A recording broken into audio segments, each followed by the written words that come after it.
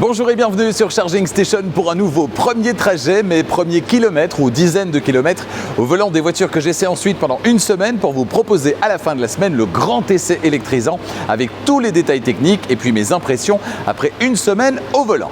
Alors la semaine dernière, j'ai passé une excellente semaine au volant de cette voiture. Il s'agit du Kia EV5, un SUV qui m'a plutôt convaincu. Vous pouvez visionner la vidéo premier trajet et le grand essai sur Charging Station dès maintenant. Cette semaine, je vais essayer une autre nouveauté Kia. Il s'agit de le Kia PV5. Kia qui, avec ce modèle, fait son entrée dans le segment très prisé des utilitaires légers. Ce véhicule, j'ai déjà eu l'occasion de vous le présenter lors de sa présentation internationale, une présentation statique en Espagne il y a quelques mois, c'était durant cette année 2025.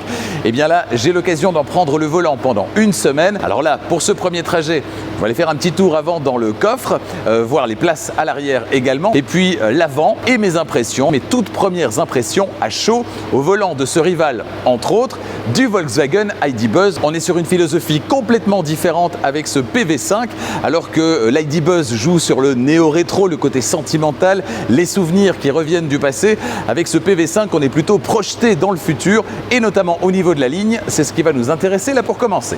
Oui, clairement, la ligne de ce PV5, elle se remarque de loin. Je le disais, on est sur un style plutôt futuriste avec la peinture ici et au-dessus, mais également ce bandeau noir qui ceinture toute la voiture. On a l'impression qu'on a greffé un masque ici à l'avant de cette voiture. On a les feux de jour ici qui propose une belle signature, et puis caché dans le bouclier, c'est très tendance, les phares qui se trouvent ici. On a même la trappe de recharge située ici à l'avant. De côté, c'est évidemment très carré, parce que je rappelle que ce véhicule existe également en version cargo, c'est-à-dire en version transport de marchandises. On est ici sur la version 5 places proposée aujourd'hui en 2025, version transport de passagers. Ici, les 3 places à l'arrière, et bientôt en 2026, il y aura également 2 places tout à l'arrière. Tiens, tout à l'arrière, je vous propose d'y aller là maintenant pour regarder ce que ça donne au niveau de la ligne. Une ligne très carrée, bien évidemment. Y a-t-il de la place dans le coffre? Je crois que oui. Oui, les valeurs vont être très intéressantes, évidemment. L'ouverture ici est électrique. Est-ce le cas sur toutes les finitions? Vous saurez ça dans le grand essai. Ici, on est sur une finition haut de gamme. On a une très grande tablette à enrouleur. Voilà. Et on a une place évidemment qui est gigantesque ici à l'arrière. C'est absolument impressionnant. Avec des petits guides ici pour les fixations certainement. On a des petits espaces de rangement ici. On a un petit crochet ici, de l'autre côté aussi. On a des petites trappes ici pour ranger par exemple les câbles de recharge. Voilà, avec un petit plancher qui est totalement amovible. En 2 parties, vous le voyez ici. Et puis on a une autre partie ici. Voilà, avec encore de l'espace de rangement. Franchement, c'est gigantesque. Allons voir maintenant ce qui se passe du côté des places arrière. Alors on a des petites fenêtres ici, ça je pense que c'est uniquement sur la finition supérieure. Les 2 portes à l'arrière sont coulissantes, ici de manière électrique. On est sur une version suréquipée évidemment. Et on a une porte coulissante de chaque côté. Je vais m'installer. Il y a une petite poignée d'ailleurs pour rentrer dans le véhicule. Voilà, c'est assez pratique. Alors je peux vous dire que là j'ai énormément de place. Pour une fois, pas souvent le cas, j'ai les cuisses qui reposent totalement sur la banquette. On est très très bien assis.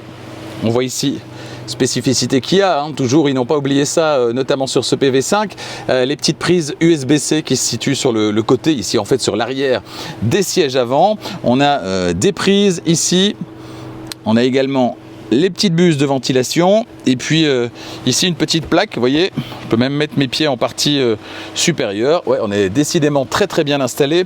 Au niveau de la tête, pas de problème, j'ai ça au-dessus de la tête, donc vraiment aucun souci. Et je vous propose d'aller faire un petit tour maintenant à l'avant. Petite poussée sur le bouton pour refermer la porte coulissante, et une poignée classique, bien robuste d'ailleurs, ici pour ouvrir la portière avant et m'installer au volant. Alors les vitres latérales, on le voit ici côté passager, elles descendent très très bas par rapport à la planche de bord, vous voyez. Donc ça donne une grande sensation d'espace, y compris ici côté conducteur. Vous voyez que ça descend vraiment très très bas avec les commandes ici pour les rétroviseurs, pour les vitres électriques, le verrouillage centralisé. Ça tombe sous la main, c'est très agréable. C'est vraiment une belle sensation d'espace. Je ne sais pas si ça passe vraiment bien à l'image, mais ça donne vraiment l'impression d'avoir beaucoup d'espace. On a une petite vitre supplémentaire pour la visibilité ici. Le pare-brise, pas d'affichage tête haute. Par contre, ah ouais, il y a encore une petite boîte ici. Voilà, ça c'est pas mal. C'est bien vu. C'est très bien vu, un petit espace ici également. Ici, les commandes plus classiques, je ne serai pas dépaysé par rapport à l'EV5. Un volant qui globalement ressemble aussi à celui de l'EV5, entre autres, avec les modes de conduite situés ici en dessous. Un écran instrument, alors on n'a pas les deux écrans, les trois écrans qu'on retrouve dans d'autres modèles Kia, notamment l'EV5 que je viens de quitter. On a un écran instrument bien séparé, plus petit, et un grand écran d'infodivertissement. Il faut savoir que sur cette catégorie de véhicules, eh bien, Kia a soigné tout ce qui est connectivité, par exemple. Ceci pour permettre, si vous faites du transport de personnes, par exemple, eh bien, d'éviter de multiplier les appareils autour, histoire d'avoir le chemin ici, de comptabiliser le trajet ici, etc. On pourra tout faire avec cet écran, avec des applications qui seront parfaitement compatibles, histoire d'avoir tout sur un même écran. C'est plus pratique et c'est plus ergonomique. En partie inférieure, on a de la connectivité, ici notamment, ici des petites fonctions aussi, et puis les fonctions de chauffage et de climatisation qui, elles, par contre, ne sont pas sur des touches dédiées, mais bien, on le voit ici, beaucoup d'espace entre les sièges. Allez, c'est parti pour ce premier trajet à bord de ce Kia PV5. Utilitaire léger, donc sensation forcément un petit peu différente de ce à quoi je suis habitué, même avec des gros monovolumes. On est sur complètement autre chose ici, puisque ce véhicule est à la base dans la catégorie des utilitaires légers, avec cette déclinaison passenger, avec 5 places pour le moment, 7 dans le futur en 2026, et puis une déclinaison cargo également, donc là c'est du chargement à l'arrière uniquement, et puis une version intermédiaire crew, avec du cargo à l'arrière, mais également de la place pour des passagers à l'arrière. Voilà qui s'annonce prometteur pour Kia qui débarque avec ce véhicule dans le segment de l'utilitaire léger. Est-ce que ça va se confirmer durant cette semaine d'essai? Est-ce que cette proposition est vraiment sympa? À qui va s'adresser ce PV5 disponible à partir de en dessous de 40 000 €? Je vais tenter d'y répondre dans le grand essai évidemment, mais également dans ce premier trajet. Là pour les premiers tours de roue, c'est très silencieux. On est en ville, on a une toute petite distance à parcourir puisque ça va être un trajet essentiellement urbain pour ce premier trajet, ce qui n'est généralement pas le cas. Généralement, je prends l'autoroute. Mais là, pour ce tout premier trajet, eh bien, c'est de la ville. Je me rends au centre de Bruxelles. On va pouvoir tester la maniabilité du coup. Alors là, quelqu'un vient de me couper la route, littéralement, l'occasion de tester la conduite à une pédale. J'ai réglé le high pedal sur le niveau 3, donc c'est exactement comme dans le V5 essayé la semaine dernière. On a la conduite à une pédale disponible sur tous les niveaux de récupération d'énergie, ce qui peut sembler un petit peu étonnant, parce qu'a priori, si on veut de la conduite à une pédale, on veut une récupération qui soit la plus importante possible, donc le ralentissement le plus important possible quand on lève le pied de l'accélérateur. Donc personnellement, je le mets toujours au maximum, en 3 en l'occurrence ici, mais on peut vouloir le mettre en 2, en 1, pourquoi pas.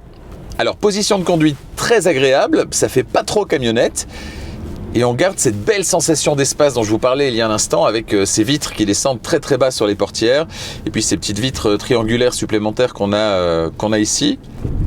Et c'est définitivement, en tout cas ici en ville, vraiment silencieux. C'est ce qui saute aux yeux, j'allais dire, mais plutôt aux oreilles en fait. C'est que comparativement à un utilitaire léger diesel classique, bah là c'est le jour et la nuit. Donc si vous passez toute la journée sur la route, vous faites du transport de personnes par exemple, des livraisons express, des choses comme ça, passez toute la journée sur la route, c'est clair que là vous êtes tranquille, on n'entend absolument rien. Il faudrait voir à plus haute vitesse, ça je ne manquerai pas de vous en parler dans le grand essai, mais là pour ce qui est de la circulation en ville, c'est vraiment du bonheur. Le confort est également très bon, les sièges sont très confortables, on a un bon petit maintien latéral, même si ce véhicule évidemment n'a aucune prétention sportive. Tiens, on a les modes de conduite au niveau du volant, on a les modes de conduite ici, et on a droit à Snow, donc on a un mode neige pour vous sortir éventuellement d'une mauvaise passe. On a un mode neige donc, un mode éco et un mode normal. Bon, évidemment, on n'a pas de mode sport, ce serait forcément un petit peu ridicule sur un utilitaire comme celui-ci. J'ai coupé l'alerte de survitesse via un appui long sur la touche Mute. Et jusque-là, sur quelques centaines de mètres, j'ai pas été rappelé à l'ordre par le PV5, notamment sur l'alerte d'attention. On sait que là, c'est le premier trajet, donc je découvre le véhicule, je vous parle, je m'adresse à la caméra, etc. Mais non, rien. Le diamètre de braquage m'a l'air particulièrement intéressant parce que je sens, j'ai l'impression, j'ai un peu le Volkswagen feeling en matière de sensation au volant, de maniabilité. Je sens que je peux encore tourner, vous voyez, ce qui n'était pas vraiment le cas dans le V5 qui lui tournait plutôt large. Ici, ça n'a pas l'air d'être le cas. Et ça, je vous en parlerai aussi évidemment dans le grand essai. Alors, zone 30, on va essayer de ne pas se faire flasher. Qu'est-ce que c'est reposant en ville, un utilitaire électrique comme ça, c'est... Imaginez si vous faites des navettes à aéroport constamment, etc. C'est... Au-delà du fait que déjà, quand on est dans une boîte automatique, on est sur quelque chose de très reposant, mais alors là, automatique évidemment, puisqu'électrique, et en plus de ça, pas de bruit, c'est génial. Là, il y a des petits casse-vitesse, ça passe sans problème. Là, il y a une route dégradée ici, hop, voilà, ça passe sans problème également. Je lève le pied, priorité de droite, je ne dois pas pousser sur le frein, j'ai pas encore poussé sur le frein, sur quelques centaines de mètres là, c'est très très bien, jusque là c'est vraiment bien. Pas de rappel à l'ordre, tout qui tombe sous la main. Alors certains préféreront peut-être une formule tout à l'écran, ici c'est pas le cas, il y a clairement des boutons. Mais si on veut régler facilement ses rétroviseurs, bam, c'est ici sur la portière. Les aides à la conduite sur le volant à gauche, à droite téléphone, on a une touche étoile personnalisable, on a une deuxième touche personnalisable, c'est très bien. Drive mode en dessous, sélecteur de vitesse là, les palettes derrière le volant pour gérer la récupération d'énergie. Alors là par contre, à droite, vous voyez, je regarde à droite et on a un montant ici au niveau de l'arrière des sièges avant qui est quand même assez imposant. Donc là j'ai dû faire un petit peu attention parce que c'est assez massif.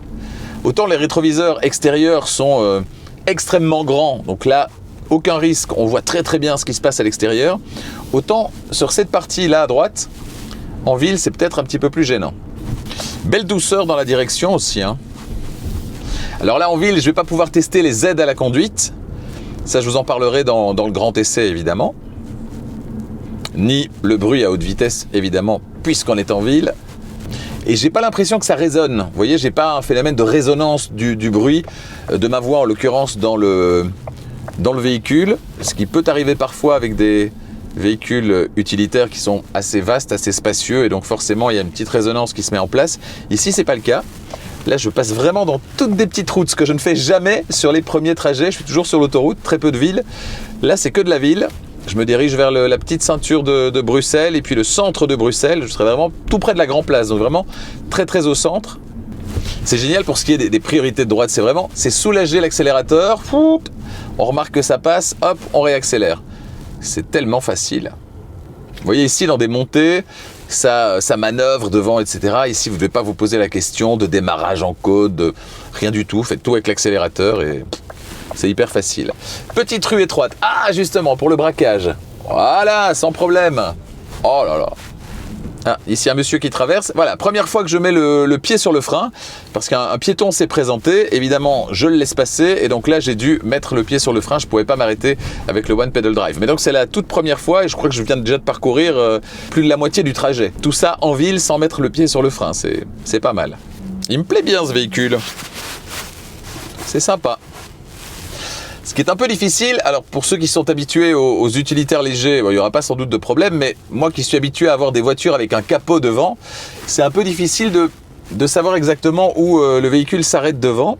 Mais j'imagine que si vous avez l'habitude, ça pose pas de problème. Voilà, et ici je vais arriver sur un boulevard, où il y a un petit peu de monde d'ailleurs, ce n'est pas un boulevard désert, jeu de mots musical, je ne sais pas si vous avez la ref. C'est eux qui chantaient Bruxelles, non? Je crois que c'est eux qui chantaient Bruxelles. Bon, dites-le moi dans les commentaires si vous avez la réponse. Il n'y a rien à gagner, je vous préviens tout de suite, il n'y a rien à gagner. Clignotant, un petit bruit de clignotant sympathique. Et on a le rappel de la partie concernée, en l'occurrence ici clignotant à droite, donc la caméra de droite, qui me montre le côté du véhicule. Donc pour l'angle mort, c'est pas mal. Pour circuler en ville, c'est pas mal aussi, comme on est sur un volume assez imposant. C'est bien vu. Un petit peu de boulevard ici. le fameux boulevard désert qui ne l'est pas. Et donc je vais pouvoir un petit peu tester le maintien dans la voie. Ça va être subtil, mais bon, on va essayer quand même. On appuie ici, voilà, distance 1. Non, on n'est pas vraiment sur une zone ici qui est propice justement pour... Donc j'ai pas le centrage sur la voie de circulation parce qu'en ville c'est un peu compliqué. Mais par contre la voiture naturellement, comme j'ai activé le régulateur de vitesse adaptatif, eh bien se freine à l'approche de voitures là qui sont arrêtées. Voilà, ça redémarre tout seul avec beaucoup de douceur. Bon, pour ce qui est du centrage sur la voie de circulation, je devrais vous parler de tout ça dans le grand essai. Ici, ça va pas être possible. Ce que je peux vous dire, c'est que les adaptations du régulateur de vitesse adaptatif sont particulièrement douces. Alors, quelques centaines de mètres avant l'arrivée à destination, la fin déjà de ce premier trajet à bord de ce PV5 qui, je trouve, est une bonne surprise. Franchement, ça démarre bien cette semaine au volant de ce PV5, utilitaire léger, mais j'ai pas la sensation d'être dans une camionnette. Par contre, la sensation au niveau de l'espace, elle est vraiment très intéressante, tout en ayant un volume qu'on peut facilement identifier. Donc on n'est pas perdu au niveau du volume, si ce n'est l'avant, faut s'y faire parce qu'on a un avant qui est très très court, mais il vaut mieux ça que l'inverse. Donc en général, ça va virer beaucoup plus facilement qu'on ne l'imagine. Et puis direction très douce, suspension très agréable. C'est confortable, pas de bruit, donc au niveau du son, on est tranquille, on est relax, et si on passe toute la journée dans son véhicule, comme c'est le cas pour certaines personnes qui font du transport de personnes par exemple, eh bien franchement, c'est vraiment sympa. Donc, je dirais que jusque-là, franchement, les choses se passent vraiment très très bien. Qu'en sera-t-il au terme de la semaine d'essai? Est-ce que je serai toujours aussi convaincu?